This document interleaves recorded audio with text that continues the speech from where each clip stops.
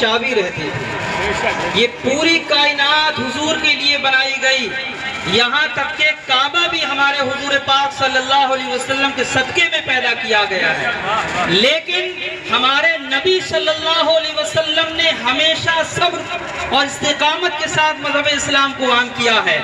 اللہ کے حبیب صلی اللہ علیہ وسلم عثمان بن طلحہ کے پاس گئے اور کہا کہ میں مکہ چھوڑ کر مدینے جا رہا ہوں، میری یہ خواہش ہے کہ میں مکے کے اندر 2 رکعت نماز پڑھنا چاہتا ہوں۔ آپ یقین جانیں ہمارے آقا صلی اللہ تعالیٰ علیہ وسلم پوری کائنات کے لیے رحمت ہیں۔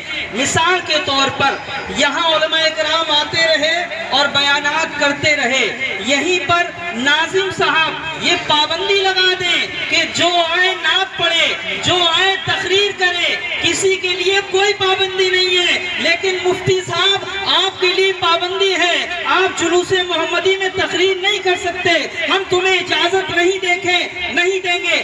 آپ یہ بتائیے ہمیں کیسا لگے گا؟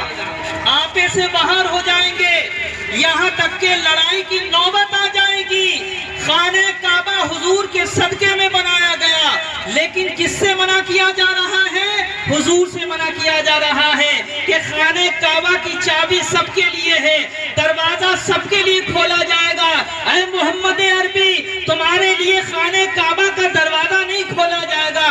پیارے آقا صلی اللہ علیہ وسلم نے کچھ نہیں کہا، خاموش رہے۔ آپ نے یہ جملہ ارشاد فرمایا، چابی اگر تمہیں نہیں دینا ہے تو مت دو، خانہ کعبہ کا دروازہ تمہیں نہیں کھولنا ہے تو مت کھولو، لیکن ایک وقت آئے گا کہ خانہ کعبہ کی چابی میں لے کے رہوں گا۔ سبحان اللہ۔ اور وقت آیا حجۃ الوداع کے موقع پر، جب پیغمبر اسلام صلی اللہ علیہ وسلم ہزاروں صحابہ کرام کے ساتھ مکے میں جب داخل ہوئے تو آپ یقین جانیں حضور پاک صلی اللہ تعالیٰ علیہ وسلم جب کعبے کے قریب پہنچے تو حضرت عثمان بن طلحہ، میں نے پہلے عرض کیا یہ امام اسی موقع پہ لے کے آئے تھے، ان کی حالت جو ہے وہ بگڑتی چلی جا رہی تھی، حالات بے ساختہ ہو گئے تھے اور یہ ڈر رہے تھے کہ پیغمبر اسلام صلی اللہ تعالیٰ علیہ وسلم کے ساتھ تو ہزاروں صحابہ کرام کی جماعت موجود ہے، آج میرے ساتھ بہت برا ہونے والا ہے۔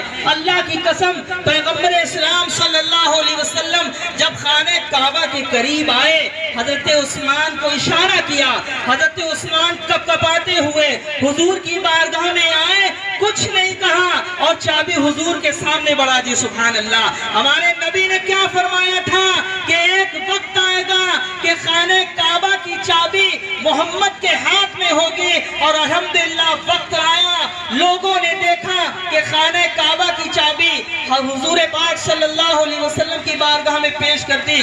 آپ یقین جانیں حضور کہہ سکتے تھے، کہو عثمان تم نے چابی مجھے نہیں دی، کعبہ کا دروازہ نہیں کھولا، مجھے نماز پڑھنے نہیں دی۔ لوگ موقع کا فائدہ اٹھاتے ہیں، جب وہ اقتدار میں آتے ہیں تو سامنے والے کو زیر کرتے ہیں، ذلیل کرتے ہیں، طرح طرح کی باتیں کہتے ہیں، لیکن قربان جاؤ سنیو، عاجزی پہ قربان جاؤ۔ ہمارے نبی نے ارشاد فرمایا، حضرت عثمان فرماتے ہیں میں کانپ رہا تھا، لیکن پیغمبر اسلام صلی اللہ علیہ وسلم نے چابی مجھ سے لی اور لینے کے بعد فرمایا، اے عثمان بن طلحہ یہ چابی مجھے نہیں چاہیے، بلکہ چابی تم اپنے پاس رکھو، اور جو تمہاری ذمہ داری ہے خانہ کعبہ کے دروازے کھولنے کی، تم اپنی ذمہ داری کو اسی طریقے سے نبھاتے رہنا۔ سبحان اللہ۔ حضور کا یہ نرم لہجہ، یہ اخلاق اور کردار دیکھ کر حضرت عثمان بن طلحہ جو مسلمان نہیں ہوئے تھے لیکن پیغمبر اسلام کا کردار دیکھ کر،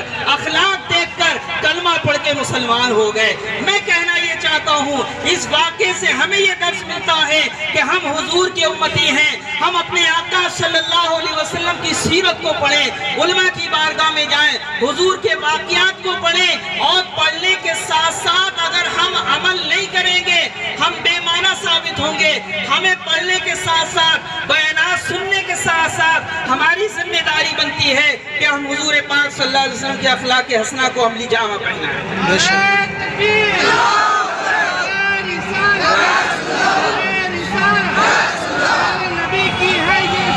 بچہ بچہ ہے قربان، بچہ بچہ ہے اکبر